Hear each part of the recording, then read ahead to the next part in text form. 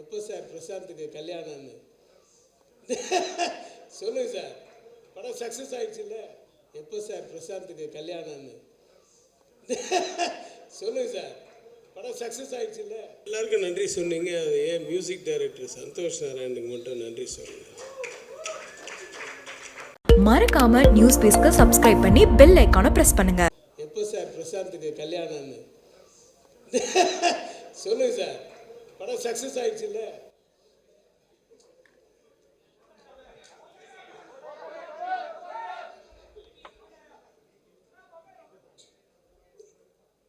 எனக்கு ரொம்ப மன வருத்தமான ஒரு விஷயம் என்னன்னா, பிரசாந்துடைய திருமண வாழ்க்கை தான். அது டெய்லி அவங்க அம்மாவாக இருக்கட்டும், நானாக இருக்கட்டும், அது யோசிக்காத நேரம் இல்லை, நாள் இல்லை. இது அலைன்ஸ் சீரியஸாக தேடிட்டு தான் இருக்காங்க. ஒரு நல்ல குடும்பப்பாங்கான ஒரு நல்ல ப்ளசண்ட்டான ஒரு பொண்ணை தேடிட்டு இருக்காங்க அம்மா. வெகு விரைவில் இப்போ இந்த படத்துக்கு அப்புறம் பட வேலைகள்லாம் நிறுத்திட்டு பிரசாந்துக்கு பொண்ணு தேடி கல்யாணம் பண்ணுறது தான் என்னுடைய வேலை. சார், என்னை மறுபடியும் ரிமைண்ட் பண்ணதுக்கு ரொம்ப தேங்க்ஸ். கண்டிப்பாக பண்ணிடுறேன் சார். பத்திரிகைக்காரங்க சார்பாக நான் ஒரே ஒரு கேள்வி கேட்கணும்னு ஆசைப்படுறேன்.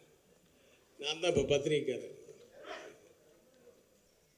சும்மா கான்ட்ரவர்சிக்காகலாம் நான், ஏன்னா நான் 3 ஃபங்க்ஷன் வந்திருக்கேன். ஃபஸ்ட்டு 2 ஃபங்க்ஷன் நான் உடனே பேசிட்டு போயிட்டேன், வேறு வேலை இருந்ததுனால. இந்த ஃபங்க்ஷனில் ஃபுல்லாக இருக்கேன், எல்லோரும் பேசுகிற வரைக்கும் இருந்தேன். எல்லாருக்கும் நன்றி சொன்னீங்க. அது ஏன் மியூசிக் டைரக்டர் சந்தோஷ் நாராயணுக்கு மட்டும் நன்றி சொல்லுங்கள். இல்லை, எனக்கு ஒரு ஒரு ஒரு கேள்வி தான். ஏன் சொல்லலை? நல்லா தானே போய்கிட்டு இருக்கலாம். ஏன் இப்போது இல்லை, சாங்ஸ் ஹிட்டு, மியூசிக் எல்லாம் நல்லா இருந்தது. பியானோ வாசித்ததெல்லாம் லிதியன் நாதஸ்வரன் சொல்லி இந்த பியானோ ப்ராடிஜி சின்ன பையன், அந்த பையன் தான் எல்லா பியானோ பீசஸும் வாசித்தது. இந்த படத்தில் ஒரு ரெஸ்டாரண்ட்டில் ஒன்லி பியானோ இன்ஸ்ட்ருமெண்ட் தான் இருக்கும். அந்த இன்ஸ்ட்ருமெண்ட்டுக்கு ஏற்ற மாதிரி வாசிக்கணுங்கிறத அந்த பையனை கூப்பிட்டு வாசித்தோம். அப்புறம் சந்திரனே சூரியனேன்னு ஒரு பாட்டு ஆதித்யன் மியூசிக்கில் பண்ணியிருந்தோம். அப்புறம் இளையராஜா கிட்டேருந்து ஒரு 3 சாங் பண்ணி விழுந்தோம். அதெல்லாம் பெரிய சப்போர்ட். ஆமாம், சப்போர்ட்.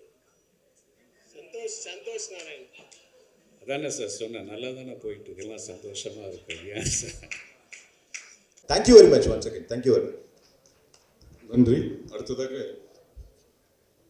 ஹிந்தியில் மாபெரும் வெற்றி பெற்ற ஒரு படத்தை ரீமேக்காக எடுக்காமல் அனைத்து ரசிகர்களுக்கும் ரசிக்கும் வண்ணம் ரீமேட் படமாக எடுத்து மிகப்பெரிய வெற்றி கொடுத்த இயக்குனர் திரு தியாகராஜன் அவர்கள்.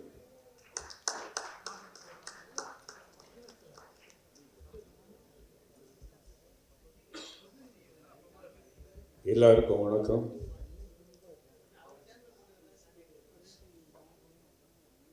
அதாவது அந்தகன் படம்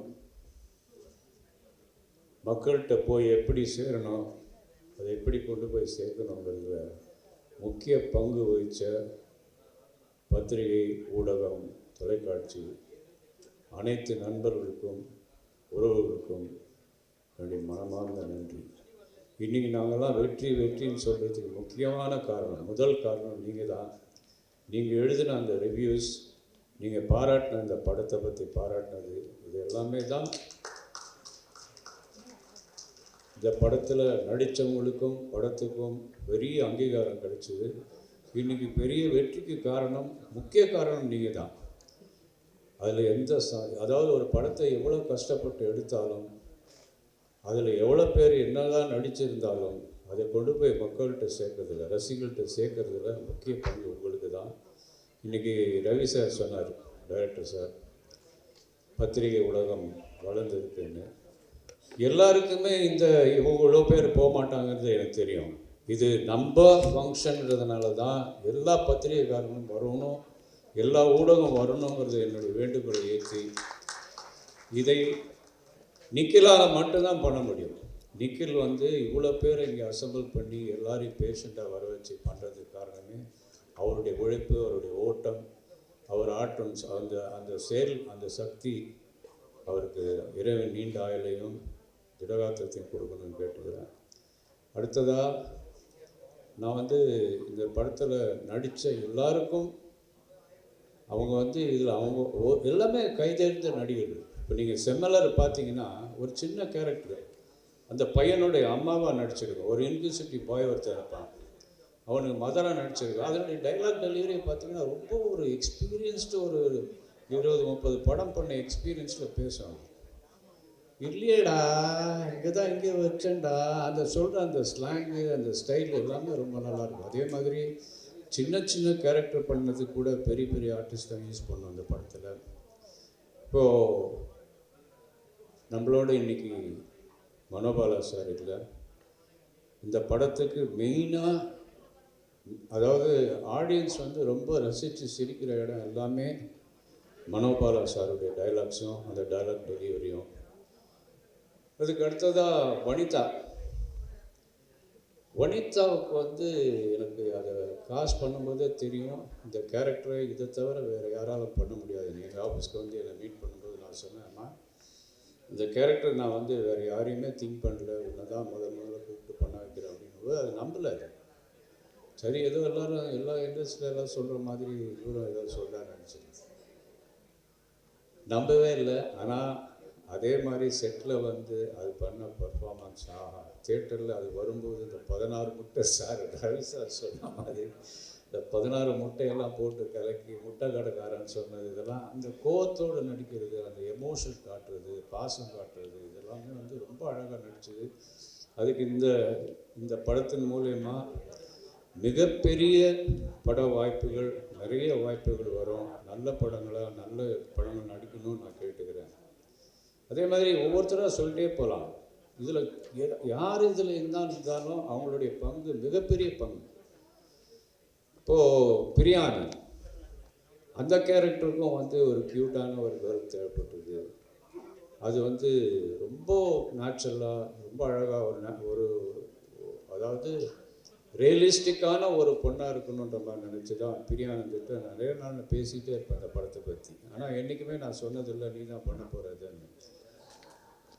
அதுக்கிட்ட நிறைய சஜஷன் கேட்பேன். ஏன்னா இந்த கேரக்டர் யார் பண்ணலாம், அந்த கேரக்டர் நான் பண்ணுறேன்னு அது என்றைக்குமே சொன்னதே கிடையாது. ஆனால் ஒரு நாள் இதுதான் இந்த கேரக்டர் பண்ணேன்னு சொல்லும்போது அதே கொஞ்சம் ஷாக்கு. அப்புறம் வந்துச்சு, நான் நினச்ச மாதிரியே ரொம்ப அழகாக ரொம்ப க்யூட்டாக ஒரு ஷாட்லேயுமே அதனுடைய சிரிப்பு, அதனுடைய நடிப்பு, டைலாக் டெலிவரி. தமிழ் பொண்ணு வேறு மாயவரம் அழகாக ஆக்ட் பண்ணி அந்த கேரக்டருக்கு ஒரு பெரிய சப்போர்ட் பண்ணது, அதுக்கு ரொம்ப தேங்க்ஸ்.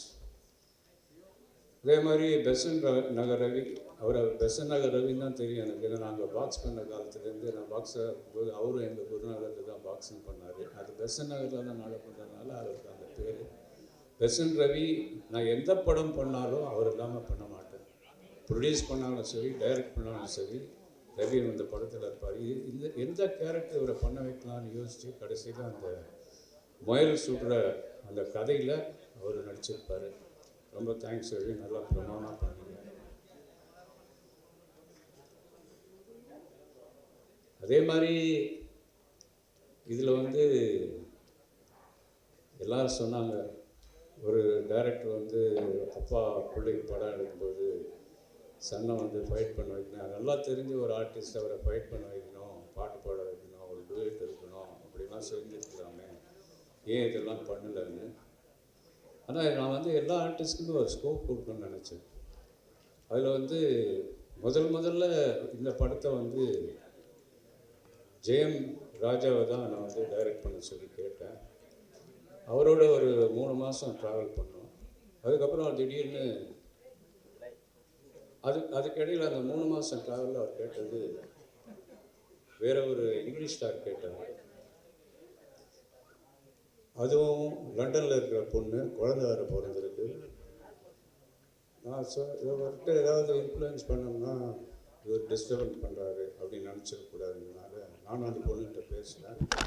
அது கேட்ட சம்பளமும் கொடுக்க ஒத்துக்கிட்டோம். அதுக்கப்புறம் 3 மாதத்துக்கு அப்புறம் அவருக்கு வேறு ஒரு படம் வந்தது, சிரஞ்சீவி படம் வந்ததுனால, சார் நான் அந்த படத்தை பண்ணிட்டு தான் இதை பண்ண முடியும்னாரு. வேண்டாம் சார், ரொம்ப தேங்க்ஸ்ன்னு சொல்லி அதை மாற்றணும். அப்படி தான் அந்த படம் வந்து மாறிச்சு. அதை ரொம்ப சிரமப்பட்டு பண்ணும்போது அந்த கேரக்டருக்கு யார் பண்ணுறதுன்னு யோசிக்கும்போது எனக்கு சிம்ரனை தவிர வேறு யாரும் யோசிக்க முடியல. அதே மாதிரி அதனுடைய ஸ்கோப் இந்த படத்தில் ஏன் நான் பேசுறது போர் அடிக்குது அவங்களுக்கெல்லாம்? ஏன் பின்னாடி ஒரு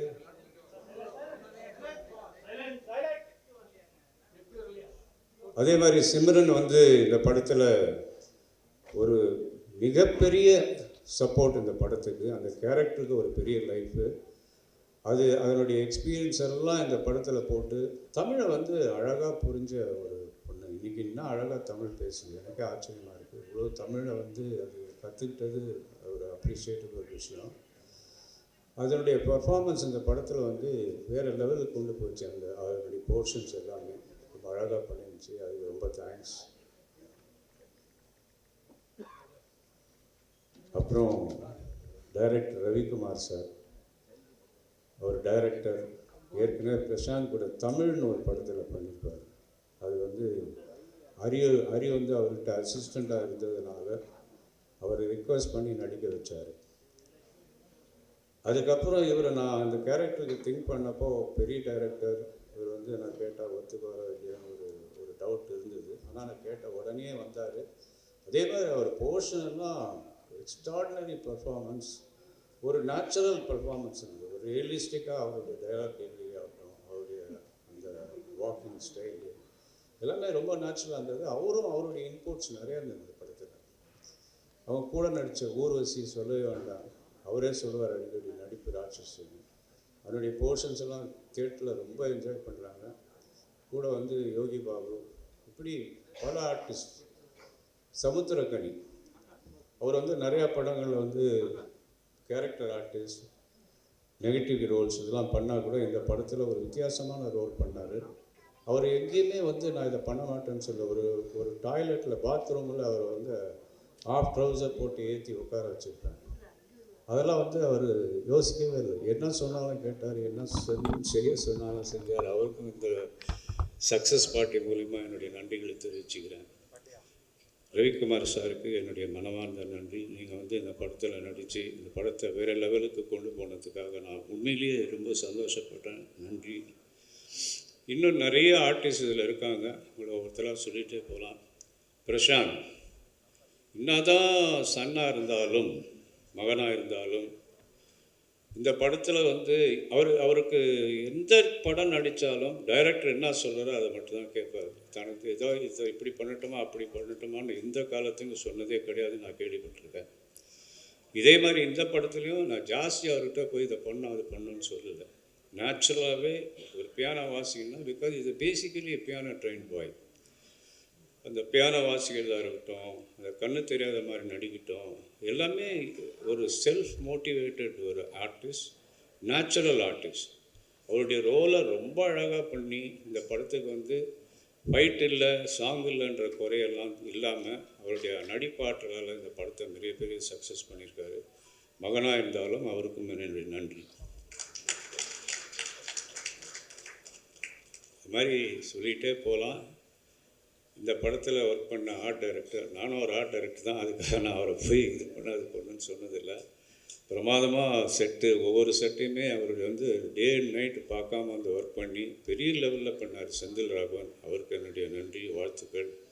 ஃபைட் மாஸ்டர் ராம்குமார், அந்த தம்பி வந்து பிரசாந்த் கூட வந்து ட்ரைனிங்லேருந்து அவருடைய ட்ரைனிங்கில் வளர்ந்து இன்றைக்கி ஸ்டண்ட் மாஸ்டர் ஆகி 35-40 படம் பண்ணியிருந்தா கூட இந்த படம் கூப்பிட்ட உடனே, ஏன்னா எனக்கு ரொம்ப நாள் மனசில் இருந்தது, இந்த மாதிரி நம்ம காம்பவுண்ட்லேயே வளர்ந்த ஒரு ஸ்டண்ட் ஆர்டிஸ்ட்டை நம்ம ஏன் யூஸ் பண்ணக்கூடாது.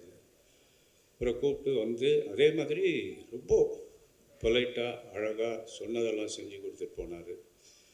ஒவ்வொரு டெக்னீஷியனுமே, சவுண்ட் இன்ஜினியர் லக்ஷ்மி நாராயண் ஆகட்டும், எடிட்டர் ஆகட்டும், காஸ்டியூம் டிசைனர்ஸ், எங்களுடைய production executive Anand, production manager, அப்புறம் அசிஸ்டன்ட் டைரக்டர்ஸ் என் கூட ஒர்க் பண்ணவங்க, அசோசியேட் டைரக்டர், இவங்க எல்லாருக்குமே இந்த ஃபங்க்ஷன் மூலிமா என்னுடைய நன்றிகளை தெரிவிச்சுக்கிறேன்.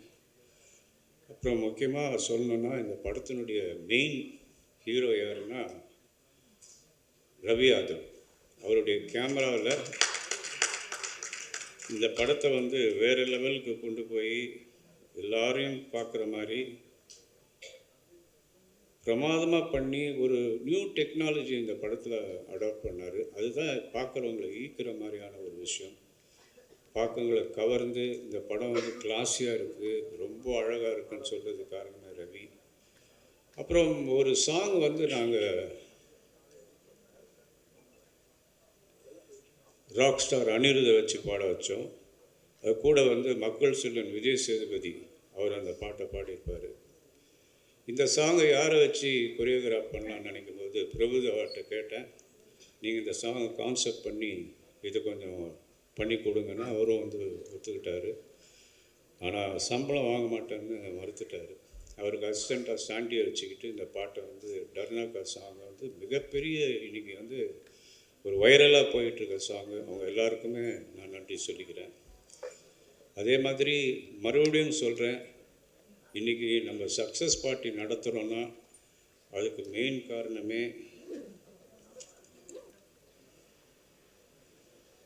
காரணமே நீங்கள் தான். இப்போது இதை இன்னொரு முக்கியமான விஷயம் என்னென்னா, இன்றைக்கி கார்த்திக் முத்துராமன் வரதா இருந்தது. அவருக்கு ஒரு சின்ன ஒரு காலில் அடிபட்டதுனால அவர் ஹாஸ்பிட்டலில் இருக்கார், வர முடியல. அவரும் உங்கள் எல்லாருக்கும் நன்றி சொல்ல சொன்னார். அவர் மூலயமா இந்த நன்றியை தெரிவிச்சுக்கிறேன்.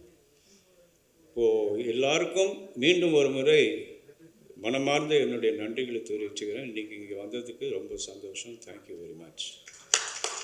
மறக்காம நியூஸ் பேஸ்க்கு சப்ஸ்கிரைப் பண்ணி பெல் ஐகானை பிரஸ் பண்ணுங்க.